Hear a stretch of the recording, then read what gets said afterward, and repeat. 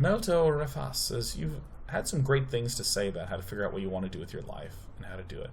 But I'm dealing with a chronic illness for over 3 years, and it makes it almost impossible to do much of anything. Any advice on how to pursue your dreams in that situation? Well, first and foremost, I'm going to remove my eyeball. Wow.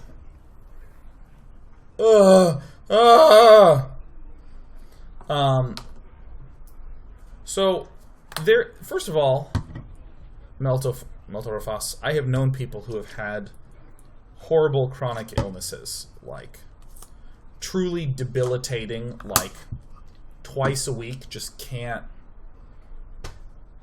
do anything. They're just out those days. So they only get like 4 or 5 days a week to be a person.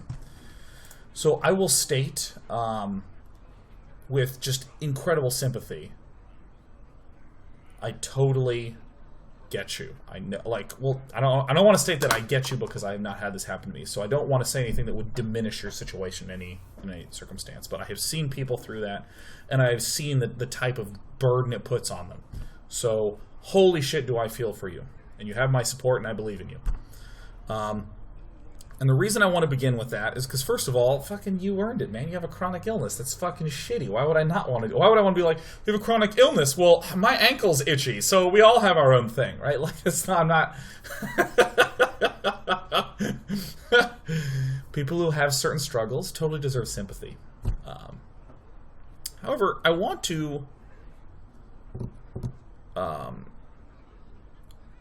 I will say that there is a certain general lack of sympathy that the world has. And I don't mean people. I don't mean expect assholes. I don't mean expect people to be shitty. You should expect people to be wonderful. The more I expect people to be wonderful, the more wonderful they wind up being. What I mean is that the structure of the world doesn't consider things sympathetically. It considers things objectively.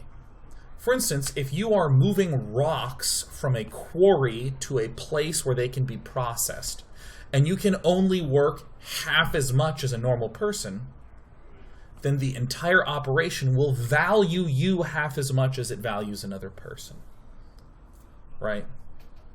That's just what's going to happen. And they're not happy about it. They're like, ha, ha, ha, you can't do as much. But it is true that you are literally contributing half as much if you are working in a quarry. I want to use the quarry example because I don't want to be too real there. But in order to step into the real world, Mr. Meltorifas, or Mrs. Meltorifas. Meltorifas has a masculine strength to it, so I said Mr. You have to plan around and work with that reality and really crush it and make it work, right? You really have to make it work. For instance, suppose that you wanted to be, I don't know, we'll just call it a streamer, right? Suppose you wanted to be a streamer, and that was the thing that you were working towards, that you were aspiring towards. Then you have to develop a show schedule that is consistent, that is high-quality content, that you can focus on while still considering this chronic illness. And there's a certain insensitivity to that statement. There's a certain insensitivity to being like, you just have to try harder.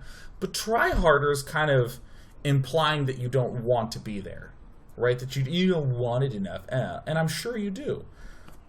It's about problem solving. It's about how do you structure that, right? If you want to be...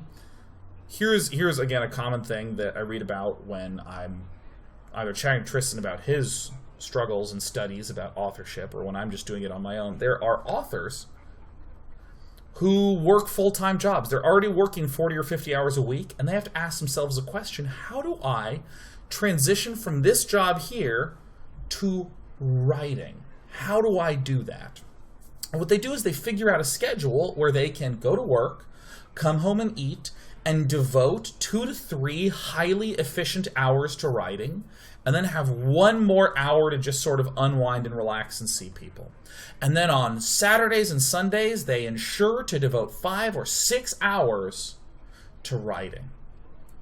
And I'm sure that a structured work career is obviously very different from a chronic illness, but again, there's this huge obstacle. This person needs to work 40 to 50 hours a week just to have money to survive, just to subsist so that they can have the time to write the novels, and still the time needs to get snuck in there, and yet they sneak in the time. One of Tristan's friends, Christie, she just worked really hard and did this. It was really cool to like hear Tristan talk about his friend who'd been working really hard, and then she'd been writing, and then she got a novel published, and she got a deal to publish several novels, and wrote another novel. I don't know specifics, some sort of... She got some novels coming out. And that's cool. That's super cool. And so, although it is shitty, I think that you can come up with a structure for you to devote to those sorts of things. And it will be harder than someone who had all the free time in the world to do it. And this is where I'd almost say, Meltorfas, please let me know if I'm full of shit. Because this is how I would treat other such obstacles that are much more tractable and knowable than a chronic illness, which I feel like is very, in my experience, very random. I once knew a guy in high school who, I mean, he was out 2-3 days a week. He was just not there, and he literally couldn't. Someone's like, I remember someone was joking about it, and one of the teachers was like, no. It's a serious illness, and he actually, like, is not fucking around. He's not just some guy who doesn't show up to class. And there was one month where he was just there, like, every single day. I was like, oh, hey, what's up? How's it going? And then, poof. Here today, gone tomorrow, the Phantom. So that's what I have to think about that. You actually think that's good advice? I'm really glad, because I don't want to be that insensitive prick that's like, oh, you have a chronic illness? You have no legs? Well, just try to jump. That doesn't help anyone. I felt tough. That was good for me. Well, the person with no legs just needs to try harder. That's how jumping happens, is with effort.